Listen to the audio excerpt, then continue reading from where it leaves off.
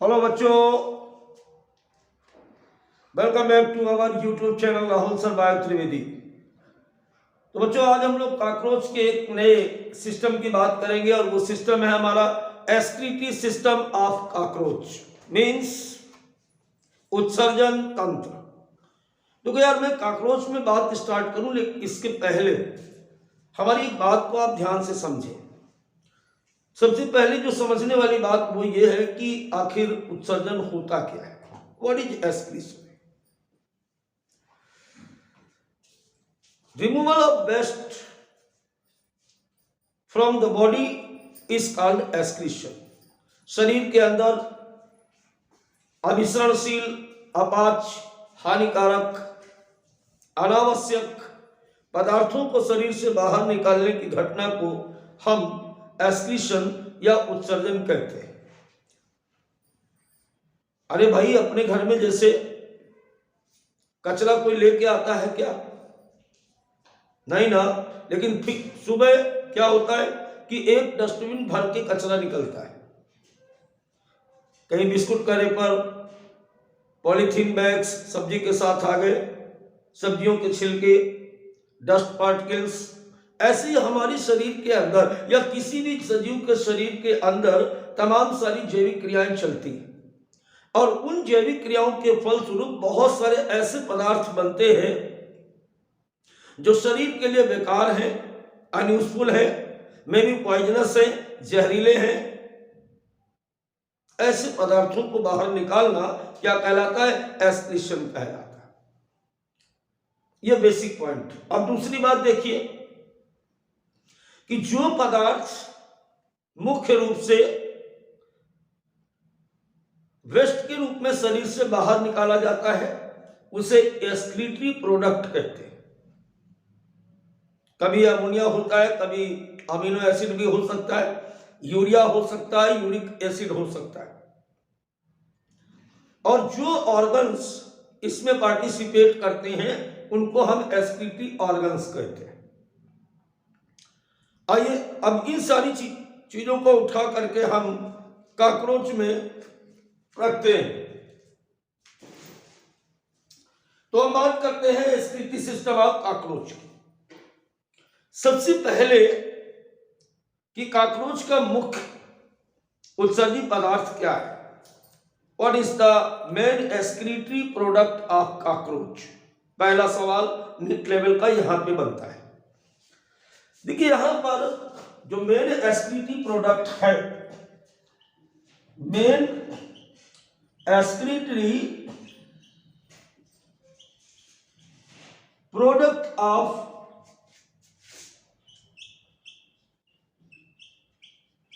cockroach is uric acid. अब uric acid क्या है बेटा?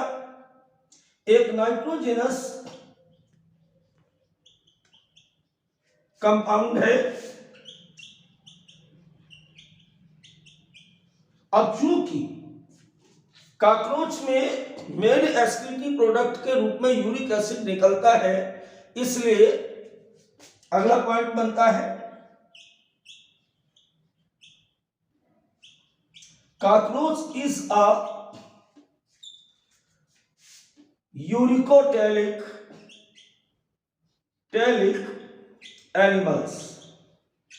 जैसे हम लोग में क्या होता है, मेन एक्सक्रीटरी प्रोडक्ट यूरिया होता है, इसलिए ह्यूमन क्या है? यूरियोटैलिक। और कॉकरोच में मेन एक्सक्रीटरी प्रोडक्ट जो होता है वो यूरिक एसिड होता है, इसलिए ये होता है यूरिकोटैलिक।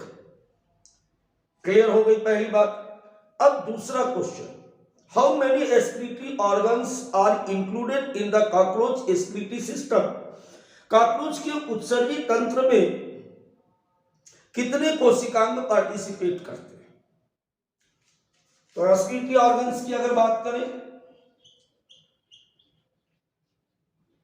एक्सक्रीटरी ऑर्गन्स में सबसे पहले मेलपिजियन ट्यूब्यूल्स,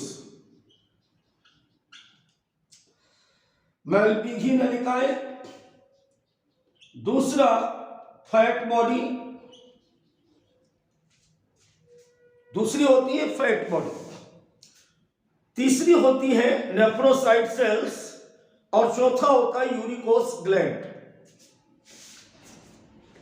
नेफ्रोसाइट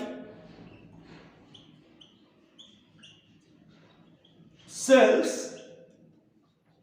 चौथी होती है यूरिकोस ग्लैंड। बात समझ में आ गई? अब बेटा इसके बाद जो हम बात करेंगे कि जो मैल्पिजियन ट्यूब्यूल्स है ये कहां पे पाई जाती और किस प्रकार से ये कॉकरोच की बॉडी में वर्क करती है। तो आइए इसको डिटेल में देखते हैं। अब हम तो बेटा सबसे पहले हम लोग बात करते हैं मैल्पिजियन ट्यूब्यूल्स की। मैल्पिजियन ट्यूब्यूल्स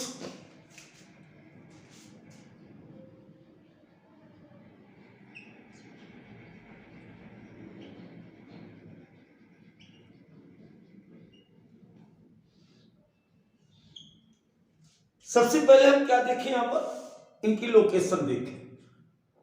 तो ये कहां दिख रही है? ये आपका मिडगट है और ये हिंडगट है।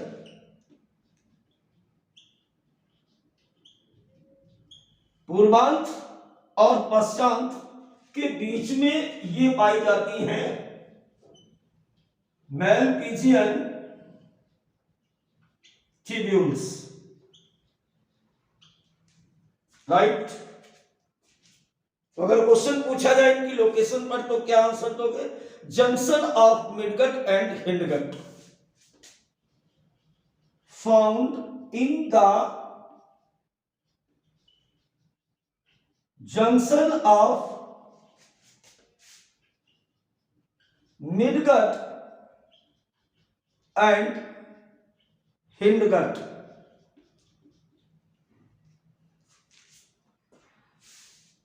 दोनों के जोड़ पर पाया जाता है, पूर्वांत और पश्चांत के जोड़ पर पाई जाती है। अब यह है कैसी, आप कैसे देख रहे हैं? Fine long yellow blind colour की रचनाएं है। फिर से समझो हम क्या कह रहे? फाइन लॉन्ग, ऐसे लॉन्ग, ब्लाइंड का मतलब आगे की तरफ से बंद है, आगे की तरफ से बंद। फाइन लॉन्ग ब्लाइंड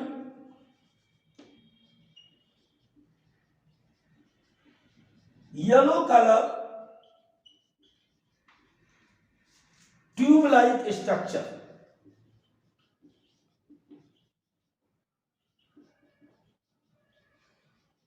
इस तरीके से इनमें से एक को उठा करके यहां पर जूम करके आपको दिखाया जा रहा है, इस तरीके से ऐसे ये जूम करके दिखाया जा रहा है किसी एक ट्यूब को। Fine long yellow blind and freely scattered in the haemolymph. यहां पर ये हीमोसील कैविटी है और हीमोसील कैविटी में मैंने आपको सर्कुलेटरी सिस्टम में बताया था कि यहां पर ये हीमोलिम्फ भरा रहता है। तो इस हीमोलिम्फ में ये तैरती हुई दिखाई देती है इस तरीके से, ऐसे। ये हमारा हीमोलिम्फ।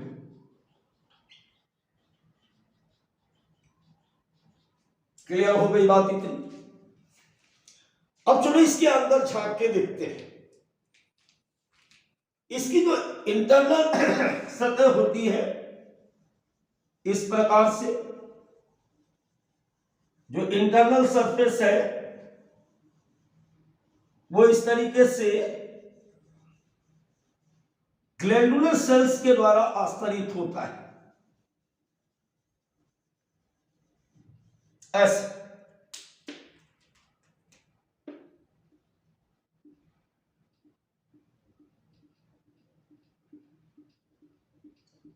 ये ग्लैंडुलर इपिथेलियम यहां पर पाया जाता है और हम कह सकते हैं कि सिलिएटेड इपिथेलियम है या ब्रूस बॉर्डर सेल्स यहां पर इसके अंदर की तरफ पाई जाती है। ऐसे।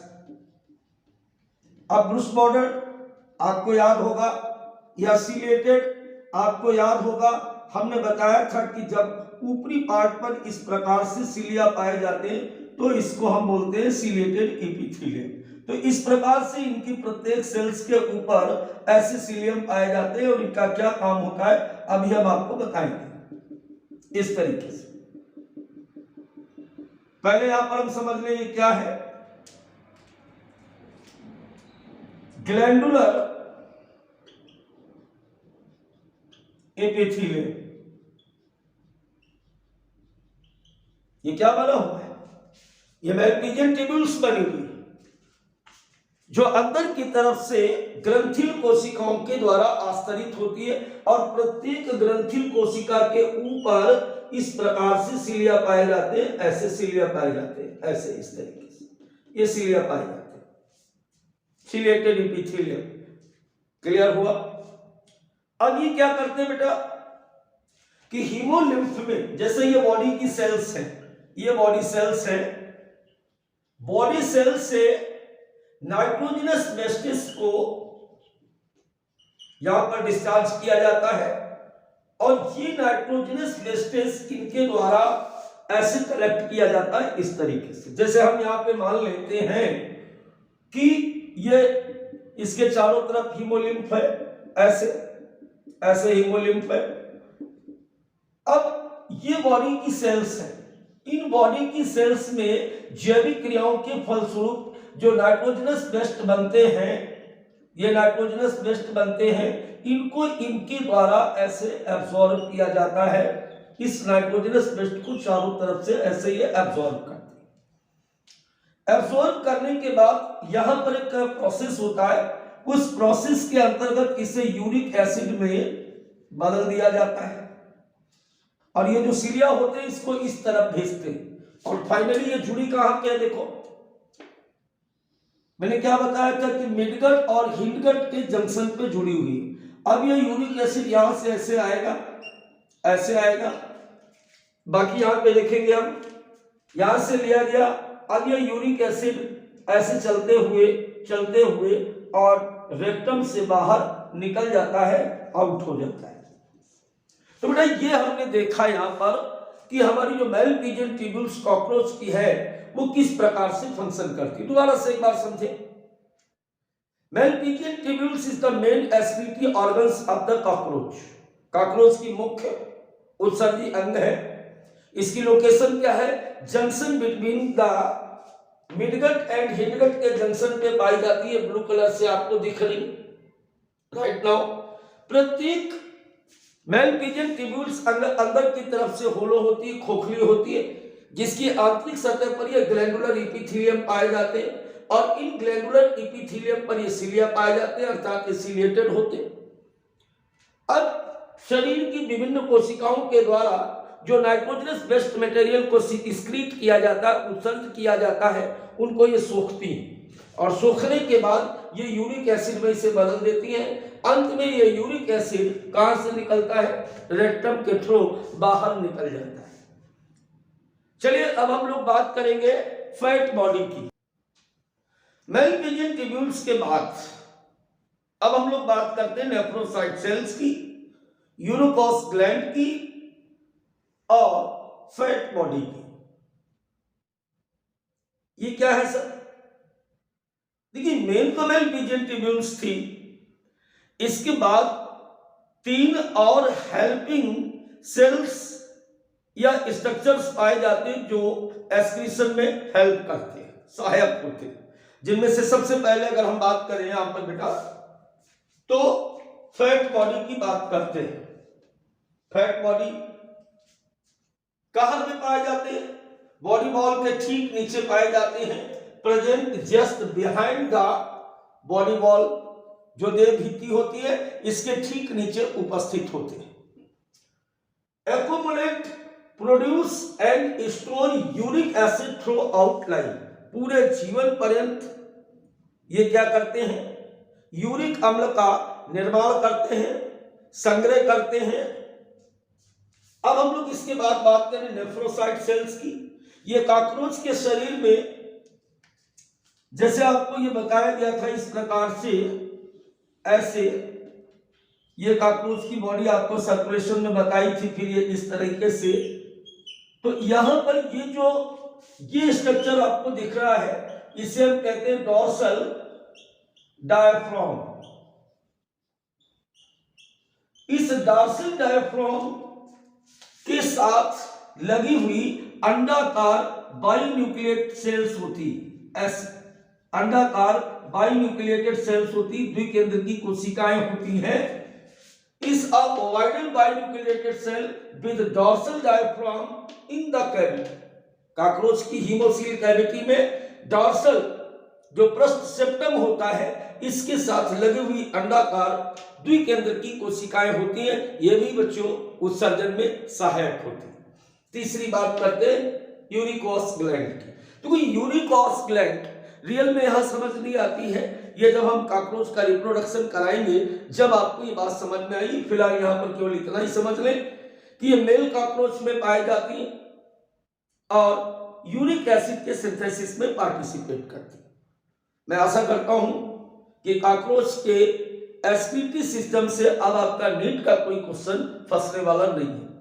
देखो बेटा, एक हमेशा ध्यान रखो, ऑफलाइन पढ़ रहे हो या किसी भी टीचर से ऑनलाइन पढ़ रहे हो, टॉपिक क्लियर होने के बाद, किसी की क्लास पढ़ने के बाद